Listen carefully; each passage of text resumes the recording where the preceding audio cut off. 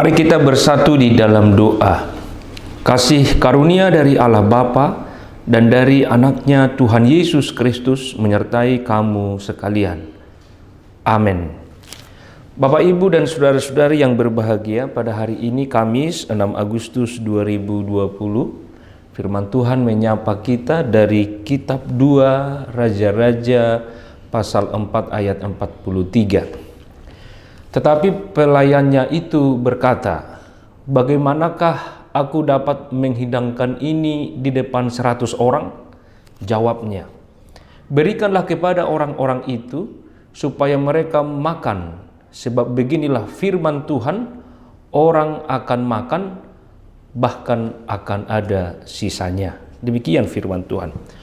Bapak, Ibu, dan saudara-saudara, ada banyak mujizat yang dilakukan oleh Nabi Elisa dalam pelayanannya sebagai Nabi Allah, secara khusus ketika ia berada di Gilgal. Ketika masa kelaparan terjadi di negeri itu, di saat itu Bapak Ibu, rombongan Nabi duduk di depannya. Lalu disuruhnya lah hambanya untuk menaruh kuali yang paling besar di atas api dan memasak sesuatu makanan bagi rombongan Nabi itu. Nah, Bapak, Ibu, dan saudara-saudari, maka keluarlah seorang dari pelayannya ke ladang untuk mengumpulkan sayur-sayuran. Namun yang didapat adalah pohon sulur-suluran liar dan memetik daripadanya labu liar. Lalu labu liar itu diiris-irisnya ke dalam kuali masakan tadi, sebab mereka tidak tahu bahwa ternyata sayur liar itu mengandung racun yang mematikan. Setelah para nabi itu, Bapak, Ibu, dan saudara-saudari, memakannya, berteriaklah mereka serta berkata, "Maut ada dalam kuali itu, hai abdi Allah." Bapak, Ibu, dan saudaraku, seketika itu juga Elisa menyuruh untuk mengambil tepung. Lalu dilemparkannya lah itu ke dalam kuali serta berkata, "Cedoklah sekarang bagi orang-orang ini supaya mereka makan." Maka seketika itu, Bapak, Ibu, racun yang ada pada makanan itu menjadi tawar dan para nabi itu menikmatinya. Bapak, Ibu, dan saudara-saudari, kemudian ada seseorang yang tidak disebut namanya, tetapi ia datang dari Baal Salisa.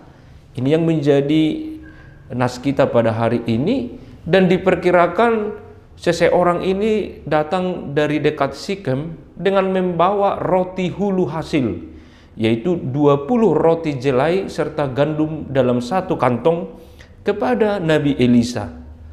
Roti hulu hasil ini, Bapak, Ibu, dan saudara-saudari, biasanya adalah bagian pertama dari hasil panen yang dibawa ke tempat ibadah dan dipersembahkan kepada Allah. Pada waktu itu, sebagaimana para imam, maka seorang nabi juga menerima persembahan. Dengan persembahan itu, Bapak, Ibu, dan saudara-saudari, mereka mengakui bahwa segala sesuatu berasal dari Allah dan milik Allah.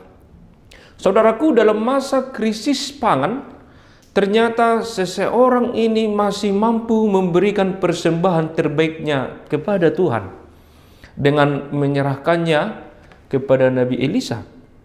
Di masa-masa sulit, ia masih mampu memberi, sebab ia tahu bahwa apa yang ada padanya berasal dari Allah. Di masa pandemi ini, Bapak, Ibu, dan saudara-saudari, bila sandang dan pangan bisa saja menipis, uang dan harta bisa saja terkuras, namun kita harus tetap mengingat bahwa kasih setia dan pemeliharaan Tuhan kekal selamanya. Saudaraku yang terkasih, setelah Elisa menerima 20 roti jelai ini, maka dengan cepatlah ia menyuruh pelayannya untuk menyajikan kepada orang-orang yang ada di depannya. Di sini, Bapak, Ibu, saudara-saudari, kita belajar dari Elisa yang amat peduli kepada orang lain. Di saat kelaparan terjadi, ia tidak mementingkan dirinya sendiri. Ia memikirkan kepentingan dan kebutuhan orang lain. Ia merasakan juga kesusahan yang dirasakan oleh orang lain. Mari Bapak, Ibu, dan saudara-saudari, kita belajar dari peristiwa ini untuk mau berkorban, mau menolong, dan terus melatih diri untuk peduli kepada orang lain. Saudara yang terkasih, di dalam keraguan para pelayan, Elisa ini menyerah. Bagaimana mungkin dengan 20 roti jelai disajikan di hadapan 100 orang?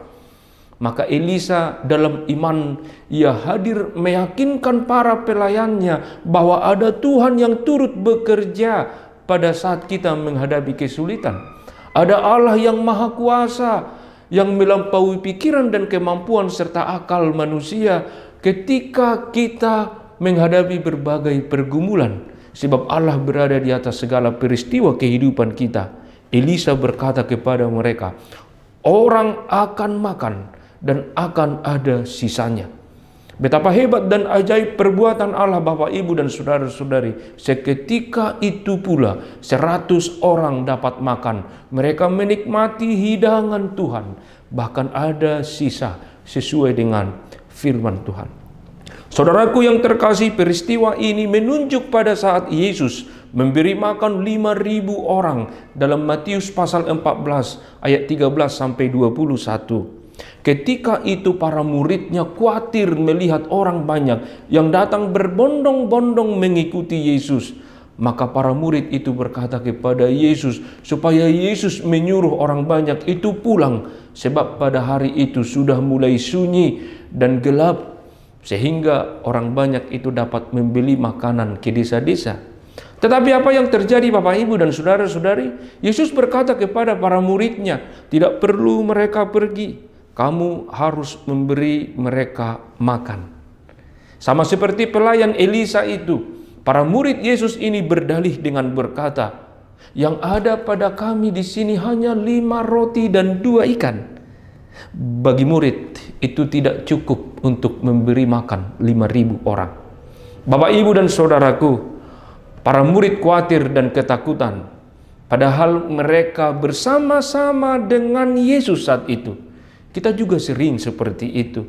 Ketika kita pada saat krisis, menghadapi pergumulan dan kesusahan, kita lupa bahwa ada Allah yang berkuasa dan mampu memelihara kehidupan kita. Kita lupa bahwa ada Allah yang berdaulat, ada Yesus yang senantiasa memelihara kehidupan kita. Pergumulan yang berada saat ini yang kita hadapi, Bapak, Ibu, dan saudara-saudari, kita lihat sebagai ujian untuk terus mengandalkan Allah dalam kehidupan kita. Jangan biarkan pergumulan itu membuat kita semakin jauh dari Tuhan. Apalagi ketika kita menjadi enggan dan tidak mau menolong dan membantu orang lain, sebab kita berpikir bahwa kita akan kehabisan dan kekurangan juga. Hari ini, Bapak, Ibu, saudara-saudaraku, kita ditolong oleh nas ini, bahwa ada Allah yang terus bekerja mendatangkan kebaikan kepada orang-orang yang beriman. Bukankah Allah berkuasa mampu mencukupkan kita setiap hari? Jika kita mau memberi dan menolong orang lain, ingatlah bahwa Allah pernah berkata kepada seorang janda miskin di Sarfat, tepung dan tempayan itu tidak akan habis, dan minyak dalam buli-buli itu juga tidak akan berkurang. Kiranya Tuhan Yesus memberkati. Amin. Kita berdoa.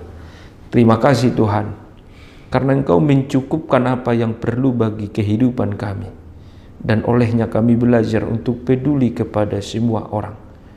Engkau tahu apa yang kami butuhkan, dan kami yakin dan percaya dalam menghadapi pandemi ini, kami dicukupkan oleh Tuhan. Berkatilah seluruh jemaat dimanapun berada sekarang. Berkatilah setiap pekerjaan, supaya dari pekerjaan itu kami dapat memberi untuk menolong orang-orang yang kesusahan. Di dalam Yesus Kristus kami berdoa mengucap syukur. Amin. Anugerah Tuhan kita Yesus Kristus, kasih setia dari Allah Bapa, dan persekutuan Roh Kudus menyertai kamu sekalian. Amin.